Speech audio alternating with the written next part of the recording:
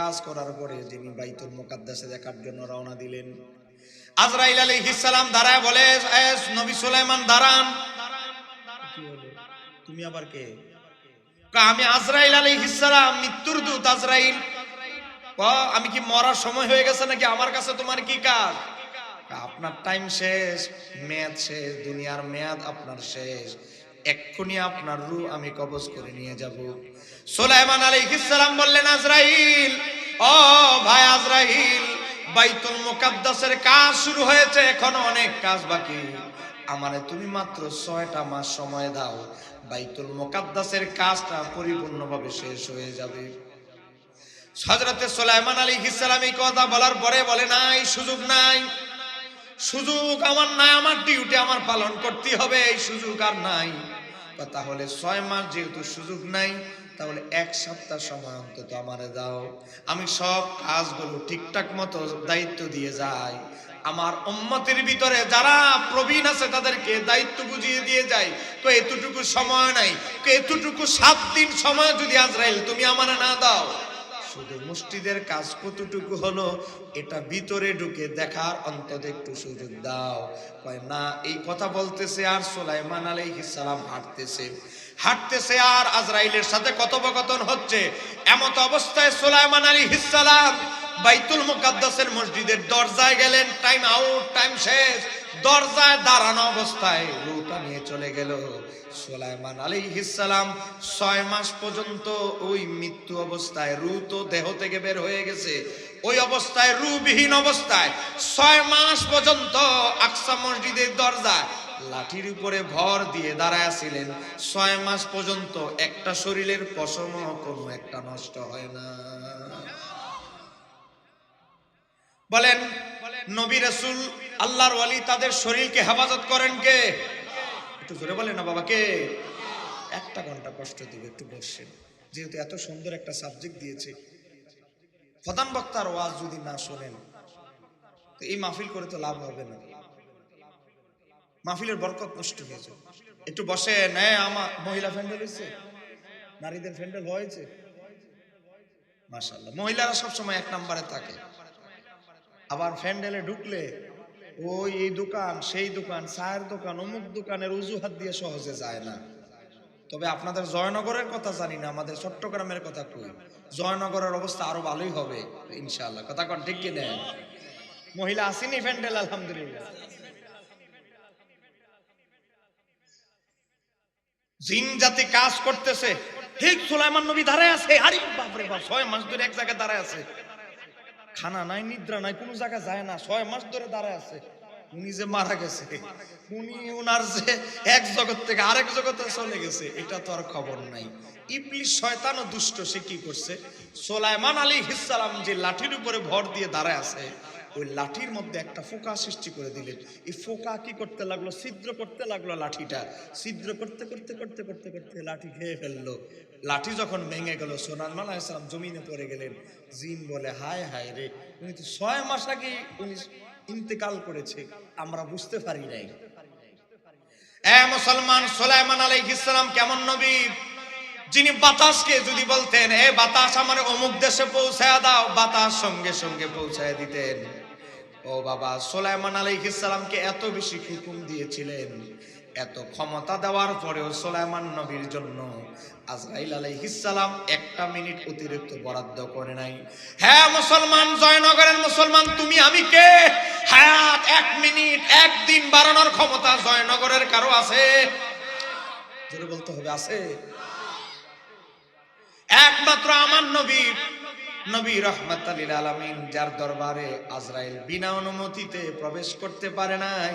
আমার নবীর দরবারে অনুমতি ছাড়া তো রূহ নিব তো দূরের কথা, আমার নবীর হুজরা শরীফে ঢোকারও পারমিশন পায় নাই। কথা কোন ঠিক কিনা? শুধু আমার নবী নয়, সহিহ বুখারীর হাদিসের ভিতরে এসেছে, সহিহ বুখারীর হাদিসের ভিতরে এসেছে, আল্লাহর হাবিব সাল্লাল্লাহু আলাইহি ওয়াসাল্লামের 10 জন খাদেম ছিলেন। বলে, নবীর খাদেম ছিলেন কয়জন? 10 জন খাদেম ছিলেন। 10 জন খাদেমের ভিতরে একজন হলো ইহুদি। একজন কি? ইহুদি, বালক, অল্প বয়স। তার বাবার পরিবারটা অনেক বড়, পরিবার বড়। আমাদের সময় আমরা দেখেছি একজন পরিবারে 7 জন 8 জন সদস্য, কামাই করে একজন। গেছেনি বাবা, গেছেনি জামানা। একজনের খাতা কিনে দিতে বললে আরেকজনের খাতা কিনে দিতে পারতো না। এখানে মুরব্বীরা আছে, কলা পাতা থেকে লেখাপড়া করছে। বাবা কথা কর না কেন? বাবারা মুরব্বীরা বলেন, কথা বলেন ঠিক কিনা? এত দামি দামি চাল, মিনিকেট, মিনিকেটের উপর এখন আরো আপডেট বহু চাউল বের হয়েছে। আর আমার ব্যবসা ছাড়া দন্দা, আটার যাও, বাতের মার, আহা কত বাতের মার আমাদের ভাবি সাহেবরা ফেলে দেয়। এই বাতের মারের হিসাব পর্যন্ত পুত্রবধূরা শাশুড়িদের কাছে দিতে হতো। কথা কর না কেন? মুরব্বীরা বলেন, কথা কন ঠিক কিনা? এই বাতের মারের এখন দাম নাই, এই বাতের মারেরও এক সময় অনেক দাম ছিল। কথা কর। যদি ফুতের বউ বাত গালতে গিয়া, বাতের মার গালতে গিয়া হাত লেগে পড়ে গেছে, ওই দিন সারছে কাম। শাশুড়ি ওয়াজ কইরা তাফসীর কইরা একেবারে ফুতের বহুর আকাশ উড়ে ফেলতো।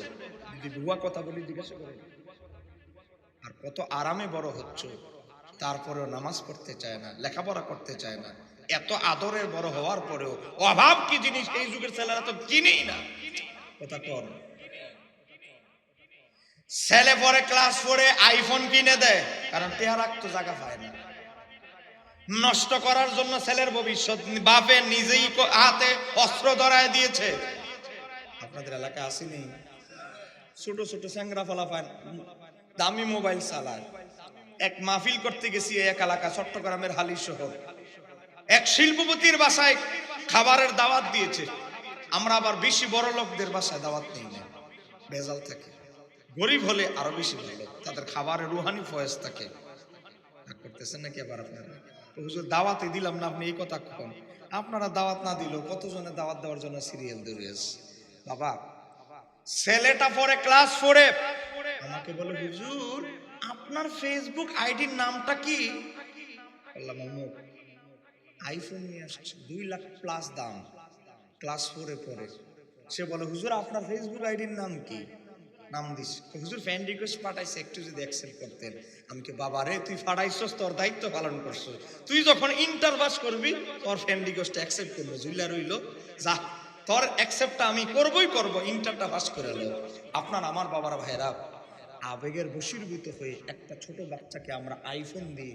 এই অতিরিক্ত আবেগ দেখি আমরা এই তথ্য প্রযুক্তির অপব্যবহারে আমাদের বাচ্চা কাচ্চার আজকে ধ্বংসের দ্বার প্রান্তে চলে যাচ্ছে। কথা কর না কেন? ঠিক কি রে? টিকটকে চলে যায়, ফেসবুক ইউটিউবে চলে যায়, চাইতে গিয়ে দেখে সিনেমার নায়ক নায়িকাদের ছোট পোশাক, বিভিন্ন বিশ্রী ডায়লগ, এগুলো আমাদের বাচ্চারা শিখে। শিখার পরে কোন সময় কোন ডায়লগ, মুরব্বি মুরব্বি, তরমুজের মৌসুম হইলে কি মধু মধু, যত দুনিয়ার ডায়লগ আছে মুরব্বীরা কিছুই জানে না। আমাদের ছোট ছোট মাসুম বাচ্চারা এরা সব জানে। কথা কর না কেন? ঠিক কিনা? এরা আবার বুঝছে ঘটনাটা। গভীর ভাবে লক্ষ্য করেন, আমার নবীর একজন খাদেম ছিলেন, ইহুদি বালক, পরিবারটা বড়, ঠিক মতো খাবার টাবার দিতে পারতো না, লম্বা 8-9 জন সন্তান।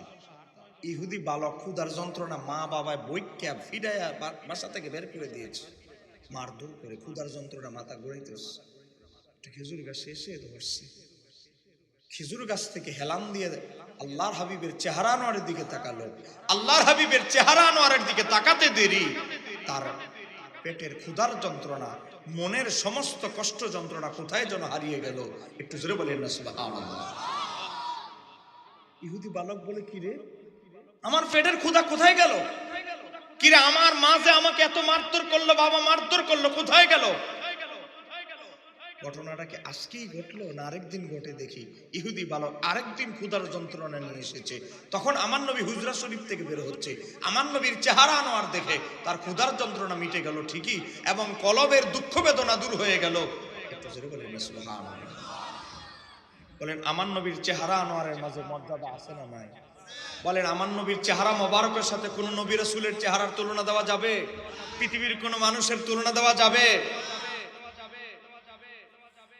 হঠাৎ করে আমার নবী একদিন খেয়াল করলেন, একটা ইহুদি বালক দূর থেকে নবীরে ফলো করে দেখে আমার নবী মনে করলেন তার মলিন চেহারা দেখে নিশ্চয়ই সে ক্ষুধার্ত অসহায়ত্ব অবস্থায় আমার কাছে এসেছে, শরমে লজ্জায় হয়তো বলতে পারে না।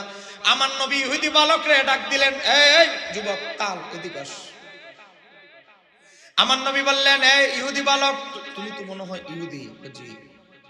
তুমি কেন দেখি অনেকদিন ধরে তুমি আমার দূর থেকে ফলো করো, কত নাকি? তুমি কি আমার কাছে কিছু চাও? তোমার কি কোনো অসুবিধা আছে? তুমি কি ক্ষুধার্ত? তোমার কিছু খাবার কিনে দিব? ইহুদি বালক বলল, ইয়া রাসূলুল্লাহ, নবী গো, আমি ক্ষুধার্ত এটাও ঠিক, আমার মনে অনেক কষ্ট যন্ত্রণা সবই ঠিক আছে, কিন্তু আমি আপনার কাছে খাবার চাওয়ার জন্য দূর থেকে তাকাই না। সত্যি কথা কি, যখন আমার প্রচন্ড খিদা লাগে, মনে বড় কষ্ট লাগে, আপনার চেহারা আনোয়ারটার দিকে তাকাইলে আমার মনের কষ্ট, পেটের ক্ষুধার যন্ত্রণা কোথায় যেন হারিয়ে যায়। আল্লাহর হাবিব তার কাঁধে মহব্বতের সুরে আঘাত করে আমার নবী বললেন, ঠিক আছে, সবই শুনলাম, তোমার জন্য কিছু খাবার এনে দিই। তুমি কি আমার কাছে কিছু চাও? বলো, তুমি কি চাও আমার কাছে? বলেন, সে বালকটা কি মুসলমান না ইহুদি? ইহুদি। বলেন, আমার নবীর চাইতে বড় দয়ালু দুনিয়াতে কেউ আছে? কথা বলেন, কেউ আছে? আমার নবী বললেন, এ বালক, বলো তো তোমার কোনো আরজি আমার কাছে আছে কিনা? কি চাও তোমারে আমি কি সহযোগিতা করতে পারি? ইহুদি বালক বললেন, ইয়া রাসূলুল্লাহ, আপনার কাছে খাদ্য, খাবার, পোশাক কিছুই চাই না। আপনি যেহেতু আমারে চাওয়ার একটা সুযোগ দিয়েছেন, আপনার কাছে আমি একটা জিনিস চাই। ওই কি চাও? আমি চাই আপনি যদি অনুমতি দেন, আপনার পিছনে যে দাঁড়ানো আছে আপনার খাদেম আনাস, আমিও আপনার খাদেম আনাসের মতো আপনার খেদমত করতে চাই। আপনি যদি আমারে অনুমতি দেন, মাঝে মাঝে আপনার হাট বাজার করে দিতে চাই, মাঝে মাঝে আপনার ওজুর পানি এগিয়ে দিতে চাই, কাপড় কেচে দিতে চাই। ও ইয়া রাসূলুল্লাহ, আমি ইহুদি হতে পারি, কিন্তু আমার হৃদয়ে ভর্তি আপনার প্রতি ভালোবাসা জন্ম নিয়েছে। আমি হৃদয় থেকে, মন থেকে আপনারে ভালোবাসি। ডাইন দিকের বাইরে মনে রাগ করছেন নাকি? একটু জোরে বলেন না সুবহানাল্লাহ। আমার নবী বললেন, আমার নবী ইহুদি বালকের সিনার দিকে তাকায়া দেখলেন, সত্যি ইহুদি বালকের হৃদয় ভর্তি নবীর প্রতি মহব্বত। কারো হৃদয়ের দিকে, অন্তরের দিকে তাকালে আমার নবী কার কতটুকু মহব্বত এটা বোঝার ক্ষমতা দিয়েছেন কে? কিন্তু আমার খেদমত তুই করতে চাইছিস, আর তো কিছু চাস নাই। ঠিক আছে, যখনই সুযোগ হয় তুই আসিস।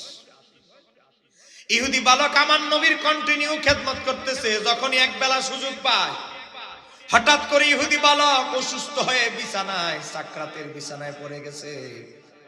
আমার নবী খবর পাইলেন, অবস্থা খুবই বেগতি খারাপ। আমার নবী তার আয়ুর দিকে তাকাইলেন, তার আমলনামা, তার অবস্থার দিকে তাকায়া দেখে আমার নবী আজকেই এই ইহুদি বালকের জীবনের শেষ দিন, কিছুক্ষণের ভিতরেই তার ইন্তিকাল হয়ে যাবে। আমার নবী ইহুদি বালকের দিকে, বাড়ির দিকে রওনা দিলেন। অপরদিকে আজরাইল আলাইহিস সালাম ওই ইহুদি বালকের রূহ কবজ করার জন্য রওনা দিলেন। একদিকে আমার নবী রওনা দিয়েছে তার খাদেমকে দেখার জন্য, একদিকে আজরাইল রওনা দিয়েছে ইহুদি বালকের রূহ কবজ করার জন্য। দুইজনে দুই প্রান্ত থেকে রওনা দিয়েছেন। আমার নবী এবং আজরাইল আলাইহিস সালাম একই টাইমে ইহুদির বাড়ির সীমানায় ঢুকে গেলেন। আজরাইল আমার নবীর একটু সামান্য আগে ইহুদি বালকের ঘরে ঢুকে ইহুদি বালকের দেহের পাশে দাঁড়ায় গেলেন। রূহ যখন কবজ করতে যাইবেন, এমত অবস্থায় আজরাইল দেখতেছে, আজরাইল আলাইহিস সালাম দেখতেছে, যার রূহটা কবজ করবেন, যার রূহটা কবজ করবেন, তাকে দেখার জন্য স্বয়ং রহমাতাল লিল আলামিন ঘরে ঢুকে গেছে। দুই নৌকা ফাদিল, অবস্থা যেমন কঠিন। আজরাইল আলাইহিস সালাম মুসিবতে পড়ে গেছে। হায় হায়, একদিকে তার রূহ নেওয়ার টাইম হয়ে গেছে, আল্লাহর দায়িত্ব। অপরদিকে নবী এসেছে তার খাদেমকে দেখার জন্য। আমি যদি রূহটা নিয়ে যাই, নবী যদি ইহুদি বালকের সাথে শেষ কথাও বলতে না পারে, নবী বিরক্ত হতে পারে, কেননা নবীর গোলামি করেছে ইহুদি বালক। এই বালক যদি আমার নবীর সাথে কথা না বলতে পারেন, আমার নবী যদি তার সাথে শেষ কথা না বলতে পারেন, নবী বিরক্ত হবেন, বলবেন আজরাইল সে তো আমার গোলামি করেছে, তাকে শেষবারের মতো কালেমার দাওয়াত দেওয়ার সুযোগটাও তুমি দিলে না। আমার নবী যদি বিরক্তি হয়, আল্লাহর হাবিব যদি একটু বিরক্তি বোধ করে, নবী কষ্ট পাইলে কষ্ট পাবেন কে? আজরাইল চিন্তা করতেছে রূহ কবজ করাও আল্লাহর ডিউটি, আর একদিক দিয়ে আল্লাহর হাবিবরে খুশি করা এটাও আল্লাহর সন্তুষ্টি। কি করব? আজরাইল চিন্তা করলো যে না, আমি যদি রূহ এই যুবকের রূহ কবজ করতে বিলম্ব করি, দেরি করি, আল্লাহ যদি বলে হে আজরাইল অমুকের রূহটা কবজ করতে কেন বিলম্ব করেছস, আমি বলবো আল্লাহ তোমার হাবিবের খুশি দেখাটা আমার চয়েস ছিল, তোমার হাবিবের খুশির জন্য তোমার হাবিবের গোলাম, তোমার হাবিবের খাদেমের রূহটা একটু বিলম্বে কবুল করেছি, কবজ করেছি। কেননা তোমার হাবিব যদি, তোমার বন্ধু যদি অসন্তুষ্ট হয়, মাওলা তুমি অসন্তুষ্ট হবে, তোমার বন্ধুর সন্তুষ্টি তোমার সন্তুষ্ট। একটু জোরে কন্যা সুবহানাল্লাহ। আজরাইল আলাইহিস সালাম আস্তে আস্তে আস্তে করে সরে গেলেন, ইহুদি বালকের ঘরের কর্নারে কোনায় দাঁড়ায় রইলেন, হাত বেঁধে দাঁড়ায় আছে। আমার নবী যতক্ষণ না ইশারা না দিবে ততক্ষণ পর্যন্ত ইহুদি বালকের রূহ কবজ করবেন না। আমার নবী ইহুদি বালকের মাথার শিউরে বসলেন। সহিহ বুখারী শরীফ থেকে বলছি, আমি ফাতহুল বারী সহ একসাথে মিলায়া বলছি। সহিহ বুখারী 1356 নম্বর হাদিস। আমার নবী কি করলেন? ফাকাদা ইনদা রাসিহি, আমার নবী ইহুদি বালকের মাথার শিউরে বসলেন। ফাকালা লাহু আসলিম, ও ইহুদি বালক, ও আমার খাদেম, তুমি আমার অনেক খেদমত করেছো, আমি নবী তোমার খেদমতে সন্তুষ্ট। ও ইহুদি বালক, আমি নবী তোমার ইসলামের দাওয়াত দিচ্ছি। তোমার আর জান্নাতুল ফিরদাউসের মাঝখানে মাত্র একটা দেয়াল আছে, আমি নবী চাই তুমি সেই দেয়াল তাল্লাতি মেরে ভেঙে তুমি জান্নাতুল ফিরদাউস কামাই করে ফেলো। হ্যাঁ ইহুদি বালক, ও ইহুদি বালক, তুমি আমার হাতে হাত রেখে বায়াত হয়ে মুসলমান হয়ে সাহাবীর দপ্তরে নামটা লেখায় ফেলো। তোমার আয়ু একেবারে শেষ, খুব দ্রুত সিদ্ধান্ত নিতে হবে, চিন্তা করার সময় নাই, দ্রুত সিদ্ধান্ত নিতে হবে। ফা নাজারা ইলা আবিহি, ইহুদি বালক বাপের দিকে তাকায়, বাপে কি ইশারা দেয়, কারণ বাবা পাশে দাঁড়ানো। ইহুদি বালকের বাবা চিন্তা করতেছে, সত্য নবী, আমি এখনো মুসলমান হই নাই, কিন্তু উনি সত্য নবী, উনি যেহেতু বলেছে আমার ছেলের আয়ু শেষ, কিছুক্ষণের মাঝে মারা যাবে, দুইজন দুইজনকে ভালোবাসে, আমার ছেলেও ওনারে ভালোবাসে, উনিও আমার ছেলেরে ভালোবাসে, দুইজন ভালোবাসার মানুষের মাঝখানে বাধা হয়ে লাভ নাই। ইহুদি বালকের বাবা মাথা নাড়ায় বলতেছে, ছেলে ঠিক আছে, তোমার প্রিয় মানুষের সাথে তুমি মিলিত হয়ে যাও। সঙ্গে সঙ্গে ইহুদি বালক আমার নবীর হাত মোবারক চেপে ধরলেন। আগে ছিল ইহুদি, হয়ে গেছেন সাহাবী। একটু জোরে বলেন। আমার নবী আঙ্গুল মোবারক দিয়ে ইশারা দিলেন, ইশারা দিতে দেরি ইহুদি বালক সঙ্গে সঙ্গে মারা গেল। নবীর দুইজন সাহাবী পিছন থেকে দাঁড়ায় বলে, ইয়া রাসূলুল্লাহ, একটা জিনিস আমরা লক্ষ্য করেছি, আপনি আঙ্গুল ডান হাতের আঙ্গুল দিয়ে ইশারা করতে দেরি, এই বেচারা মরতে দেরি নেই, ঘটনা কি? আমার নবী বলেন, ও আমার সাহাবীরা, আমি নবী এমন কিছু দেখি যা তোমরা দেখো না। আজরাইল আলাইহিস সালাম এই যুবকের রূহ নেওয়ার জন্য অনেকক্ষণ আগে থেকে ইন্তজার করতেছে। আমি নবীর ইশারার অপেক্ষায় আজরাইল আছে। আমি নবী ইশারা দিতে দেরি, রূহটা নিয়ে যেতে আজরাইল দেরি করে নাই। একটু জোরে বলা যাবে কি সুবহানাল্লাহ? এ মুসলমান, আমার আপনার ইশারায়, আমার আপনার ইশারায় আজরাইল উঠবে বসবে? আমার আপনার আঙ্গুলের ইশারা আজরাইল কথা শুনবে? এক সেকেন্ড দেরি করবে? তারপরে হুজুর ফতুয়া দেয়, নবী আমার আপনার মতো মানুষ। একটু জোরে বলতে হবে। আমার নবী ইহুদি বালকের ইন্তিকালের পরে আমার নবী যে মুসলমান হয়ে গেল, সাহাবী হয়ে গেল, যুবক, আমার নবী আল্লাহর দরবারে শুকরিয়া আদায় করলেন, আলহামদুলিল্লাহিল্লাযী আনকাযাহু মিনান নারি। আল্লাহ, ও আমার মাওলা, আমার খাদেমরে তুমি যে জাহান্নাম থেকে মুক্ত করে দিয়ে জান্নাতে ঢুকায় দিয়েছো, এজন্য আমি নবী তোমার দরবারে বিশেষভাবে শুকরিয়া আদায় করছি। চিৎকার দিয়ে বলা যাবে কি সুবহানাল্লাহ? এ মুসলমান, আল্লাহর হাবিব সাল্লাল্লাহু আলাইহি সাল্লাম তো আমাদের জামানায় নাই। আমাদের মৃত্যুকে আটকানোর ক্ষমতা কারো আছে? কথা কারো আছে? হে মুসলমান, মুসলমানদের ভিতরে দুই ধরনের মানুষ। এক ধরনের মানুষ মুত্তাকি তাকওয়াবান, ছোট একটা গুনাহ করে ফেলেছে, কাঁদতে কাঁদতে তওবা করতে করতে গুনাহ পরিষ্কার করে ফেলে। আর কিছু মানুষ আছে গুনাহও করে সওয়াবও করে। কিছু মানুষ আছে সওয়াবের কোনো খবর নাই, সপ্তাহে জুমার দিন ছাড়া আর নামাজের খবর নাই। আছে না নাই? কথা কর আছে, শুধু শুক্রবার দিন নামাজটা পড়ে। আবার এমনও মুসল্লি আছে খালি ঈদের নামাজ দুইটা ছাড়া আর কোনো নামাজই পড়ে না। আওয়াজ দিতে হবে জোরে জোরে, কথা কর। আবার কিছু মুসল্লিও আছে ঈদের নামাজ একটা পড়তালে আর একটা পড়তারে না, মাঝে মাঝে একটা নামাজে দেখা যায়, সেটা হলো জানাজার নামাজ। তাও পরে কেন জানেন? আত্মীয় স্বজনের মাইন কাছে পড়ে গেছে তো, বুঝেন না? স্বাস্থ্য ভাই জেডা কাকা যাওয়া লাগতেছে, না হলে ইটাও বাদ দিত। এরকম উদাসীন মানুষ আছে না নাই? আমার এলাকায় আমার এক দাদা হয়, শুধু জানাজার নামাজ পড়ে আর কোনো নামাজ পড়ে না। আমি তাকে বললাম, দাদা 5 ওয়াক্ত নামাজ আল্লাহ ফরজ করছে পড়েন না, সপ্তাহে একটা জুমার নামাজ এটাও পড়েন না, বছরে 2টা ঈদের নামাজও পড়েন না, পড়েন শুধু কি জানাজার নামাজ। ঘটনাটা কি? কারে নাতি এত বড় মুফতি হইলা মাওলানা হইলা বুঝলা না? হ্যাঁ, আরে যার সাথে 5 ওয়াক্ত পড়বো, যার সাথে জুমার নামাজ পড়বো, যার সাথে ঈদের নামাজ পড়বো, তাদের সাথে দেখা হয় হবে। যার জানাজা পড়বো তার সাথে কি আর জীবনে দেখা হবে? এজন্য তার জানাজা হইরা তার চিরতরে বিদায় দিয়ে দিতেছে। এরকম মুসল্লিও আছে না নাই? ওই দেখবেন আজকে হাদি মারা গিয়েছে, বহু সুশীল নামাজে দাঁড়িয়েছে, জানাজার নামাজ কি জিনিস ভালো করে বুঝেও না, শুধু রাজনীতিক জানাজা পড়ে। কথা কর না কেন? ঠিক কি নেই? মানুষ দেখানোর জন্য অমুক এলাকার নেতা মারা গেছে, নেতার জানাজায় যায়, নাহলে তো সামনে ভোট পাইব না। কথা কর না কেন? দেখছে এক সম্ভ্রান্ত মানুষ মারা গেছে এলাকার, এর জানাজা গেছে। একটা লোকাল মানুষ মারা গেছে, সাধারণ মানুষ, এর জানাজা যেত না। না ভোট তারটা কাজে লাগে নাই, ভোট খালি নেতারটাই কাজে লাগছে। এরকম কিছু নির্বাচনমুখী জানাজার নামাজ পড়ে এমন কিছু নেতা আছে না নাই? রাগ করতেছে? দাওয়াত দিলে দিবেন, না দিলে নাই। হক কথা বলে যাব। এই কথা কর না কেন? ঠিক কি রে?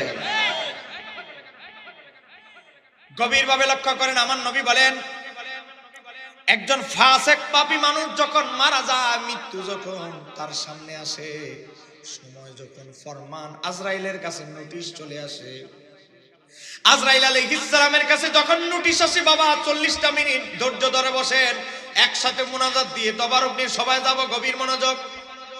আমার আল্লাহ ফেরেশতা আজরাইল আলাইহিস সালামকে হুকুম দিয়েছে, যারা ফাসিক গুনাহগার পাপে পাপীর সমুদ্রে হাবুডুবু খায়, তাদের কাছে আজরাইল যখন আসে, আজরাইলের বিকট চেহারা, মাথা তাকে আসমানে, পা তাকে জমিনে। একজন মুসলমান নামাজের খবর নাই, দিন দুনিয়ার খবর নাই, তার কাছে যখন আজরাইল আসে, বিকট আজরাইলের চেহারাটা দেখার পর তার শরীরের যে পায়খানা আছে, ভিতরে পায়খানাগুলো বের হয়ে যায়, শরীরের পেশাব আছে, পেশাবগুলো বের হয়ে যায়, ঘামতে ঘামতে ঘামতে শরীরের সবগুলো পানি বের হয়ে যায়। আজরাইলের বিকট চেহারা দেখার পর বাবা শরীরের সূক্ষ্ম সূক্ষ্ম রগগুলো, রক্তের প্রবাহের রক্তগুলো, রগগুলো ছিঁড়ে যায়।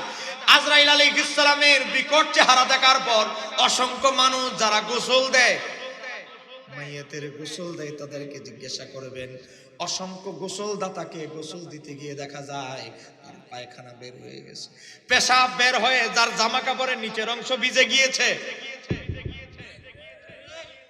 ভাই আপনারা কি মরণের ভয় পান না নাকি? এ বলেন আমরা কি মরতে হবে কি হবে না? তো একটা আওয়াজ দেন না, কথা কর না কেন? ঠিক কি না? যারা গোসল দেয় তাদেরকে জিজ্ঞাসা করবেন, অনেক মানুষ মারা যাওয়ার সময় পেশাবে নিচের জায়গা ভরে গেছে, পায়খানায় ভরে গেছে, কারণ কি? কারণ হলো আজরাইলের বিকট চেহারা, তার হৃদয়, তার চক্ষু ধারণ করার ক্ষমতা তার ছিল না। এ মুসলমান, প্রক্ষান্তরে একজন মুমিন মুত্তাকি ব্যক্তি, মুমিন ব্যক্তি যখন মারা যায়, আজরাইল আলাইহিস সালাম সুন্দর পোশাক পরে তার সামনে দাঁড়ায়। ও বাবা, যদি মুত্তাকি তাকওয়াবান আল্লাহ রাস্তায় শহীদ মুত্তাকি হতে পারে, আমার নবী বলেন, ইমাম সুয়ুতী শরহুস সুদূর কিতাবের ভিতরে হাদিস নকল করেছেন, পিঁপড়ায় কামড় দেয়। আপনাদের এলাকায় পিঁপড়া আসেনি? আসেনি? পিঁপড়ায় কামড় দিলে একটু সামান্য ব্যথা লাগে, আপনার মনে পিঁপড়া কামড় দিলে কিছু মনেই হয় না, কথা কর, একটু ব্যথা লাগেনি?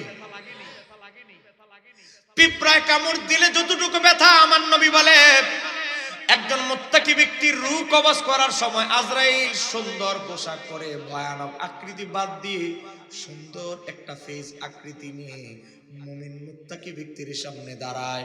দাঁড়ানোর পরে পিঁপড়ায় কামড় দিলে যতটুকু ব্যথা অনুভব হয়, তার রূহটা নেওয়ার সময় তার ততটুকু কষ্ট অনুভব হয়। আপনারা বলেন, আমরা ফাসেক হয়ে মরতে চাই না মুমিন হয়ে? এক কথা বলেন, ফাসেক হয়ে মরতে চাই না মুমিন হয়ে? এটা হলো মুমিনদের মৃত্যু। এবার আসেন আল্লাহর ওলিদের মৃত্যু। আল্লাহর ওলিরা যখন ইন্তেকালের সময় আল্লাহর ওলিদের আসে, আমার নবী বলেন, নবীর সাহাবী আব্দুল্লাহ ইবনে আব্বাস রাদিয়াল্লাহু তাআলা বর্ণনা করছেন, নবীর সাহাবী বারা ইবনে আযিব রাদিয়াল্লাহু তাআলা বর্ণনা করছেন, ইমাম হাকিম আল মুস্তাদরাকের 3340 নম্বর হাদিসে সহিহ সনদে বর্ণনা করছেন, তাফসীরে দুররে মানসুরে তাফসীরে বাগবী 6 নম্বর খণ্ড 361 পৃষ্ঠার ভিতরে আব্দুল্লাহ ইবনে মাসউদের সূত্রে বর্ণনা করছেন, ইমাম বাইহাকি শুআবুল ঈমানের 402 নম্বর হাদিসে বর্ণনা করছেন, একজন আল্লাহর ওলির সামনে যখন আজরাইল আসে, আসার আগে আমার আল্লাহ আজরাইলকে ডাক দিয়ে বলে, ও আজরাইল, আমার অমুক বন্ধুর ইন্তেকালের সময় চলে এসেছে। ও আজরাইল, তুমি তাড়াতাড়ি জান্নাতে ঢুকো, জান্নাতে ঢুকে জান্নাতের পোশাক পরে আতর খুশবু সুগন্ধি জান্নাত থেকে লাগায়া আমার অমুক বন্ধুর সামনে হাজির হও। একটু জোরে বলা যাবে কি সুবহানাল্লাহ? আমার নবী বলেন, জাহু মালাকুল মাউত, মালাকুল মাউত যখন আল্লাহর ওলিদের সামনে আসে, ফাকালা, আল্লাহর ওলিকে বলতে থাকে, আসসালামু আলাইকা ইয়া ওলি আল্লাহ, ও আল্লাহর বন্ধু, আমি আজরাইলের সালাম আপনি আগে গ্রহণ করেন। তারপরে আজরাইল বলতে থাকে, আল্লাহু ইয়াকরাউ আলাইকাস সালাম, আপনার রব আমি আজরাইলের মাধ্যমে আপনারে সালাম পাঠিয়েছে। আজরাইল বলতে থাকে, ও আল্লাহর বন্ধু, আমি আজরাইলের সালাম আগে গ্রহণ করেন। এটাও জেনে রাখেন, আপনার রব আপনাকে সালাম পাঠিয়েছে। এখানে শেষ নয়, হাদিসের আরেকটা অংশের ভিতরে তাফসীরে নাসাফির ভিতরে এসেছে, তাফসীরে নাসাফির ভিতরে এসেছে, আল্লাহ নবী সাল্লাল্লাহু আলাইহি সাল্লাম হায়াতুন নবী, জিন্দা নবী ইরশাদ করছেন, তাফসীরে নাসাফি 2 নম্বর খণ্ড 211 পৃষ্ঠা সূরা নাহলের 32 নম্বর আয়াতের তাফসীরে এসেছে, আজরাইল আল্লাহর ওলিকে বলতে থাকে, কি বলতে থাকে, ও আল্লাহর বন্ধু, ওয়াতুবাশশিরুহু বিল জান্নাতি, আল্লাহ আমি আজরাইলের মাধ্যমে তোমাকে জান্নাতের সুসংবাদ দিয়েছে। অথচ এখনো আল্লাহর ওলি মারাই যায় না, রূহ কবজই করে না। রূহ কবজ করার আগে আজরাইল আল্লাহর ওলিকে জান্নাতের সুসংবাদ দেয়, সার্টিফিকেট দেয়। আর ওয়াহাবীরা বলে, ফির তো হাসরে হুশ থাকবে না, হে জান্নাতে যাবে না, কোন যাবে? অথচ আজরাইল বলতেছে, ওয়াতুবাশশিরুহু বিল জান্নাতি, হে আল্লাহর নৈকট্যবান মুত্তাকি আল্লাহর ওলি, আল্লাহ আমার মাধ্যমে তোমাকে জান্নাতের সুসংবাদ দিয়েছে। চিৎকার দিয়ে বলতে হবে সুবহানাল্লাহ। আল্লাহর ওলিদের সাথে আমাদের তুলনা করলে চলবে? আল্লাহর ওলিদের সাথে আমাদের তুলনা চলে? সতর্ক থাকতে হবে।